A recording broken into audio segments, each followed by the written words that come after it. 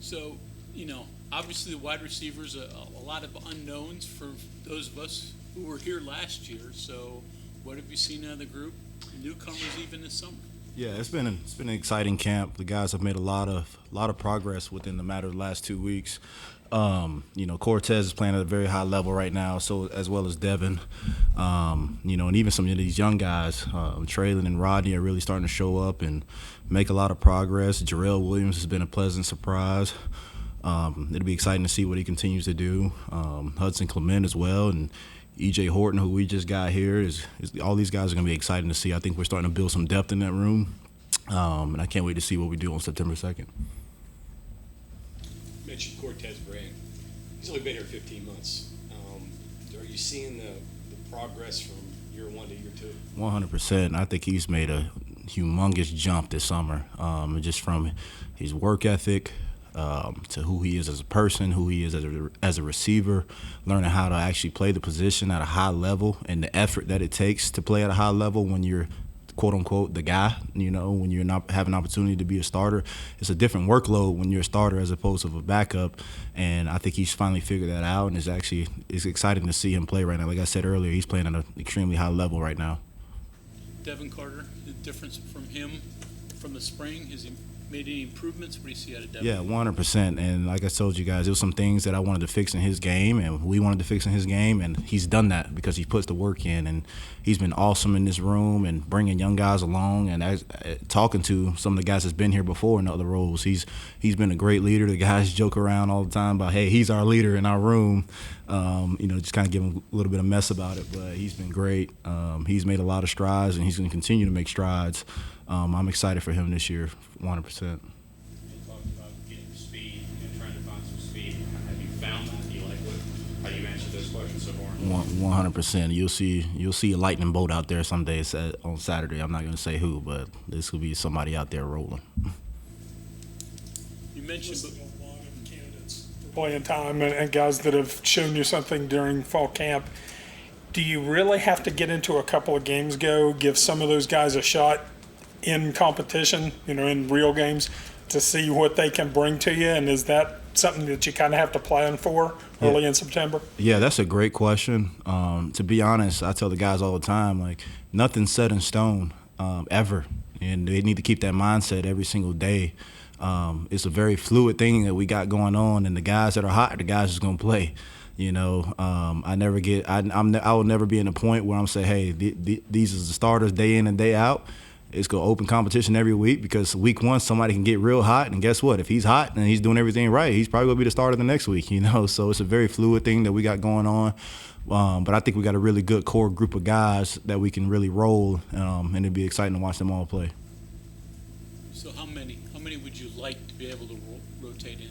I mean, realistically, you hope you have 6 realistically, but I think we got a solid 8 in the room, 8 to 9 in the room, to be honest, that can all play and have vital roles in the room. And not everybody does the same thing. Others have other strengths than others have. Some have certain weaknesses that we won't exploit. So we'll put guys in the position that they're going to be able to produce and be as productive as they possibly can, and to help this offense. Traylon Ray, where you think he should be, a little bit ahead. Where is he right now? He's about where I thought he would be. When I watched his high school highlight tape, I think that kid has a chance to be special. He's a great kid. He works his butt off. He's very intelligent. He just has a knack for finding the ball. You guys are going to really like that kid when you see him. Same thing with Rodney. What have you seen on him? Same thing with Rodney, and I think Rodney's a little ahead of what I thought he was going to be. For a guy that hasn't played the position for a long time, he really is starting to understand how to play the position. He has a knack for being able to get in and out of breaks. I knew he was quick. I knew he was twitchy. He catches the ball really well, and surprisingly, he's been a capable blocker, for a guy that's not as big as the others, because he's only 18 years old. He's not, quote unquote, I say he's not afraid to put his face in it. And what I mean by that is, if a linebacker or a nickel Sam or a safety's running down his face, he's gonna put his face right in it and he won't turn his head. He's a lot tougher than I thought he would be, to be honest, because he's such a highly touted basketball player, and I mess with him all the time about that. But he's a tough kid, blue-nosed, hard-nosed kid, which I'm excited to watch him grow in the near future. extras does he bring? Say that one more time. What kind of extras does he bring? Traits. Yeah, I think and it's just his charisma and who he is as a person. He really is a bubbly kid, and it kind of shows in his play. He likes to have fun. He's loose. He's free, and that's something that you really can't coach on how to be free and be loose. He kind of just got it. But I'm excited about him and watch him to continue to grow. Lil, I think I'm right about this, but you made the transition from quarterback to receiver? Yes, I right? did. So, obviously Rodney's doing that. What are the challenges with that? I think one of the biggest challenges is learning how to get in and get out of routes, because from a quarterback standpoint, you're just an athlete out there running. If you got the ball in your hands, but as playing receiver, you got to understand how to get in and get out of breaks, understand leverage of a defender, and just all the intricacies of playing receiver. It is a big adjustment, but it's easier if you're a true quarterback moving to receiver because you understand the grand scheme of the offense and the grand scheme of things. You can line up in multiple positions and do multiple things, and that's kind of what he brings. Through whatever practice this is, who's been your most consistent guy? Right now, it'll be between Devin Carter and Cortez Braham, to be honest. Those guys have been consistent day in and day out. And Cortez's last 4 practices has really turned the heat up, and I'm excited to see what he's doing. What did you see from this group in the first scrimmage, and what do you want to see on Saturday?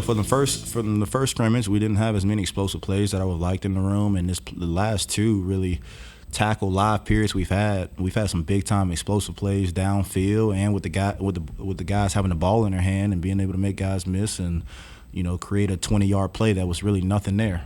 So that's the biggest thing that we want to do is create explosives in our room. We're going to block on the perimeter. We're going to take care of our running backs. We're going to take care of our tight ends when we throw them little underneath passes. We're going to take care of one another when we catch underneath passes and block downfield with a high effort. And then when the ball goes up in the air 30, 40 yards downfield, we're going to come down with them. That's our job. With the mobile quarterbacks, how would you evaluate how you guys are blocking so far through camp? I think it's been awesome, and that's part of the reason why we've created so many explosive plays this past 2 scrimmages, because those guys get out the pocket, and we're running downfield, and we find one of our guys open downfield, and here comes another one of our buddies to protect them. That's a saying that we say, hey, get body on body, which means, hey, if you don't get the ball in your hands, you find a body to put your body on. Talked about the things that are hard transferring from quarterback, from quarterback to wide receiver. What advantages does it give you? Like I said earlier, I think it just provides a holistic view of the offense and being able to understand how the pieces go together. Not just what you have to do, but, hey, what is everybody else around you doing? And then once you understand that, and that's something you try to teach all the receivers that are just used to playing receiver is, hey, the holistic approach of the offense. Like there's times in the meetings where I talk about what the O-line is doing so they can understand the launch point of the quarterback and where that ball is probably going to be coming from, and not just, hey, you got a post ball here, hey, you got an out route here. No, you got an out route here, but here's where the ball is probably going to be completed at.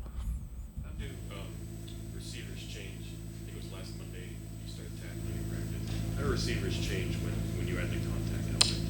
I think it makes it better for us because something that's usually tagged as a tackle and non-tackle situations ends up being a broken tackle. Then I look at Coach Shadon and Coach AJ over there and be like, ha, I told you. It wasn't going to be no tackle. So I think it just provides an opportunity for guys to really show how elusive they are and how explosive they can be. A lot of you guys will look great in two-hand touch too, but we get out there and put the pads on in open field, you see who the real players are. Number one concern, worry for you right now? I think just, experience and being in the moment. But those guys have done a great job, and it's my job to keep them level-headed. But I just total experience in the room. Yeah, we're going to be young, but as far as from an athletic standpoint, I'm not really worried at all because those guys are going to, if I do my job right, they'll learn how to use their techniques in every situation, learn how to win, no matter if they run 4.2 or 4.5 or 4.8. It doesn't matter. If you use your technique, you should be able to win. So I'm not really worried about that from an athletic standpoint. It's just more of a, hey, experience and understanding how things can move in the game. And on Saturdays, things start to move fast, especially when you're playing in front of 110,000 people. So just being able to keep them calm and stay in the moment and play ball. One guy that isn't young, Noah Massey, how does he fit the picture? Yeah, I think he's been doing some good things as of late, just starting to learn the offense. He's going to be somebody that's going to be big out on the perimeter, being able to do some things in the block game as well as catch some things over the middle. and be a tough guy when he got the ball in his hands to be able to bring down. So we continue to make sure he keeps progressing and have an opportunity out there on Saturdays as well. Who do you see as playing inside? Because Neil's mentioned Noah, and then he's mentioned Preston and like Rodney, more conventional slot guys. Yeah, like I said, we got a whole heap of guys, and I can't really tell you who's going to be in there, to be honest. And I told them this morning, hey, clock is ticking. You guys, if you guys want to make plays right now to really set yourself firm in that position, now is the time to do it. But all those guys is so close right now. Who's going to be that guy? I can't really say right now. This is open competition, especially in the middle. But we do have the flexibility to put multiple guys in there, and it goes back to what I said earlier, just putting the right guys in the right position to do what they're best at. This is essentially how that position is going to work out. Some guy, go ahead. Goal for you next Monday to get rolling with your guys, pick your personnel, and focusing on Penn State. Is that the goal? I would say so. I hope after this Saturday you start to narrow down and understand, like, hey, these are going to be our 8 guys we're going to roll with, and we go. And if you're not in that 8, you better be on special teams. I told them that, the band keeps playing, as Coach Brown would say. Speaking of special teams, maybe you addressed this earlier. Jason Pope, you talked about as being in that returner competition. Mm-hmm. If he doesn't win that competition, what have you seen from him as a receiver? Yeah. That would then be his next opportunity. Yeah, so I think Jay Sean got a chance to be a special returner if he keeps progressing the way he's been doing as of late. He's a guy, he's really good with the ball in his hands and get north and south. He's like a little bowling ball. When he get his hands on the ball, he can accelerate really quickly.